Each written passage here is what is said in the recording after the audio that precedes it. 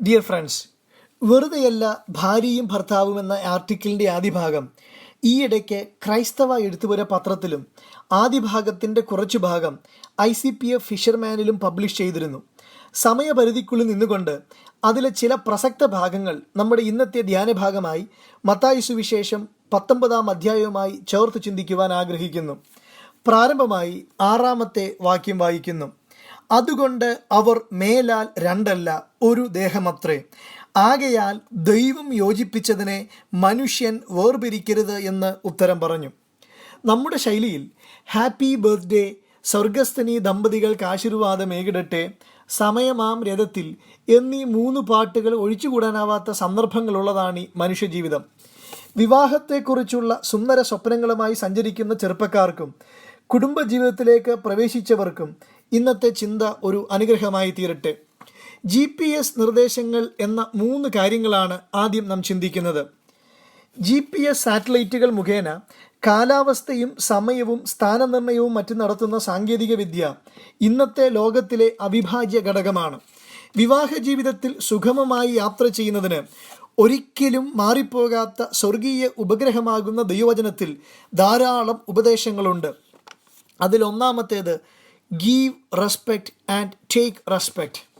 സദൃശവാക്യം 31-ാം അധ്യായം 29-ാം വാക്യം പറയുന്നു, അനേകം തരുണികൾ സാമർഥ്യം കാണിച്ചിട്ടുണ്ട്, നീയോ അവരിലെല്ലാവരിലും ശ്രേഷ്ഠയായിരിക്കുന്നു.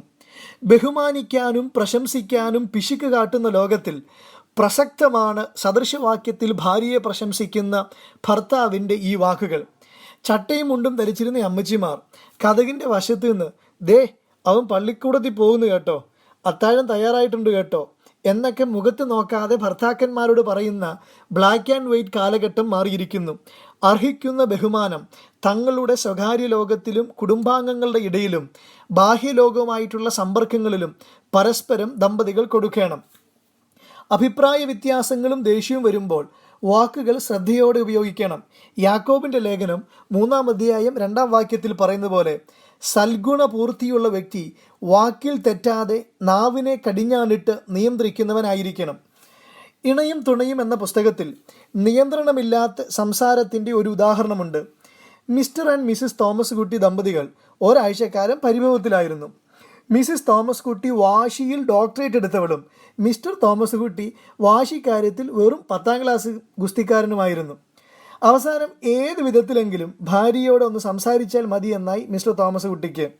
അന്ന് രാവിലെ മിസ്സിസ് തോമസ് കുട്ടി പുറത്തേക്ക് പോകാനായി ഒരുങ്ങുന്നത് കണ്ട് മിസ്റ്റർ TK ചോദിച്ചു, മോളെ നീ പുറത്തേക്കാ? മിസ്സിസ് TK സകല ദേഷ്യവും മനസ്സിൽ നിയന്ത്രിച്ചു പറഞ്ഞു, അല്ല നരകത്തിലേക്കാ, എന്താ വരുന്നോ? മിസ്റ്റർ TKയുടെ സകല നിയന്ത്രണങ്ങളും തകർന്നു.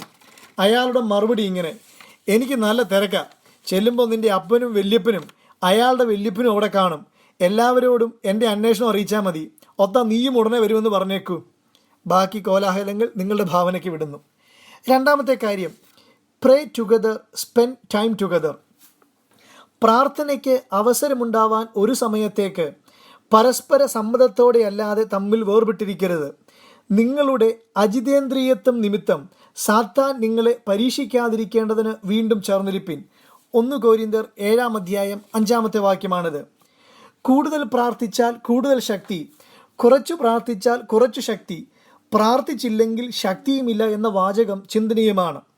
പ്രാരാബ്ദങ്ങളും സൗകര്യങ്ങളും കുടുംബത്തിൻ്റെ സാന്നിധ്യത്തെ വ്യത്യസ്ത ധ്രുവങ്ങളിലാക്കുമ്പോൾ ദുർബലമാകുന്നത് പങ്കുവെക്കപ്പെടലിൻ്റെ സന്തോഷമാണ്. രാവിലെയും വൈകിട്ടും കുടുംബമായി പ്രാർത്ഥിക്കുന്ന രീതികൾ തിരക്കിൻ്റെ ലോകത്ത് അന്യപ്പെട്ടിരിക്കുന്നു എന്നത് ഒരു യാഥാർത്ഥ്യമാണ്. പ്രഭാത കീർത്തനങ്ങൾ നമ്മുടെ പുതുപുത്തൻ പാഠപുസ്തകങ്ങളിൽ നിന്ന് അപ്രത്യക്ഷമായിരിക്കുന്നത് ഈ അപകടത്തിൻ്റെ ആഴം കൂടിയിരിക്കുന്നതിൻ്റെ ഒരു പരോക്ഷമായ ലക്ഷണമാണ്. പിതാക്കന്മാരുടെ ടൈം ടേബിളുകൾ അതുപോലെ പിന്തുടർന്നില്ലെങ്കിലും അവർ പ്രാർത്ഥനയ്ക്ക് വേണ്ടി മാറ്റിവെച്ച സമയങ്ങളെ വില കുറച്ച് കാണാതെ നാം ജീവിക്കണം. തുടക്കം നന്നായാൽ പാതി നന്നായി എന്നൊരു ചൊല്ലുപോലെ ദാമ്പത്യ ജീവിതത്തിൻ്റെ ആദ്യ നാൾ മുതൽ ശ്രദ്ധിക്കണം. എപ്പോഴെങ്കിലും ആത്മീക ജീവിതത്തിൽ ഭർത്താവ് ക്ഷീണിച്ചാൽ ഭാര്യ ബലപ്പെടുത്തണം, ഭാര്യ ക്ഷീണിച്ചാൽ ഭർത്താവ് ബലപ്പെടുത്തുന്ന പ്രാർത്ഥനയുമായി കൂടെ ഇരിക്കണം. ഒരു ചെക്ക് ലിസ്റ്റ് പോലെ ഇനി പറയുന്ന കാര്യങ്ങൾ ദൈനംദിന ജീവിതത്തിൽ ഭാവിയിൽ പരിശോധിക്കുന്നത് നന്നായിരിക്കും. 1. പങ്കാളിയുമായി ഒരുമിച്ചിരുന്ന് പ്രാർത്ഥിക്കാറുണ്ടോ? എത്ര സമയം പ്രാർത്ഥിക്കാറുണ്ട്? 2. പ്രാർത്ഥിക്കാനും സംസാരിക്കാനും വിഷയങ്ങളിൽ നിന്ന് തോന്നാറുണ്ടോ? അതിന് പരിഹാരമായി എന്തു ചെയ്യുന്നു? 3. അഭിനന്ദനങ്ങൾക്കും തമാശകൾക്കും ഒരുമിച്ചുള്ള യാത്രകൾക്കും നിങ്ങളുടെ ജീവിതത്തിൽ എത്രത്തോളം പ്രാധാന്യമുണ്ട്? വലിയ യന്ത്രങ്ങളിലെ ചെറിയ പിരിയാണികളുടെ സ്ഥാനമാണ് മുകളിൽ പറഞ്ഞ ചെറിയ ചെറിയ കാര്യങ്ങൾക്ക്. അവ ഇളകിക്കിടന്നാൽ യന്ത്രത്തിൻ്റെ സുഗമമായ പ്രവർത്തനം തടസ്സപ്പെടും. 3. Sacred and sacrifice. ഇയ്യോബ് 31 അധ്യായം 1 വാക്യത്തിൽ പറയുന്നു, ഞാൻ എൻ്റെ കണ്ണുമായി ഒരു നിയമം ചെയ്തു, ഇനി ഒരു കന്യകയെ നോക്കുന്നത് എങ്ങനെ? ഭാര്യയും 10 മക്കളും ഉണ്ടായിരുന്ന ഇയ്യോബിൻ്റെ വാക്കുകളാണിത്. വിവാഹ ജീവിതം ആരംഭിക്കുന്നതോടെ മറ്റുള്ളവരോട് തോന്നുന്ന സകല വികാരങ്ങളും മാറിപ്പോകുമെന്ന തെറ്റിദ്ധാരണ പാടില്ല. വിവാഹം പരിപാവനമാണ്. മലാക്കി പുസ്തകം 2 അധ്യായം 16 വാക്യത്തിൽ പറയുന്നു, ഞാൻ ഉപേക്ഷണം വെറുക്കുന്നു. I hate divorce. Warren VSB പറയുന്നു, some practices are lawful but not biblical. ചില നടപടികളൊക്കെ നിയമപ്രകാരമാണെന്ന് തോന്നുമെങ്കിലും വേദപുസ്തകപ്രകാരമല്ല. 2 വ്യത്യസ്ത ടൈം ടേബിളുകളിൽ ജീവിച്ച 2 വ്യക്തികളും ആദ്യ നാളുകളിൽ തന്നെ അത് തിരിച്ചറിഞ്ഞ് പരസ്പര ബഹുമാനത്തോടെ പൊതുവായ ഒരു ടൈം ടേബിളിൽ എത്തിച്ചേരുന്നത് നന്നായിരിക്കും. ഞാൻ പിടിച്ച മുയലിന് 3 കൊമ്പ് എന്ന ശൈലി നല്ലതല്ല.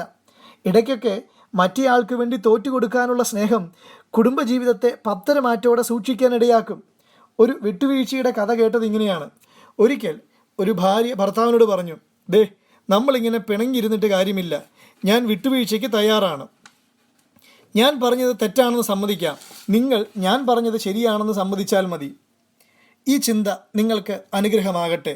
മറക്കരുത്, give respect, take respect, pray together, spend time together, sacred and sacrifice. Have a blessed day. God bless you.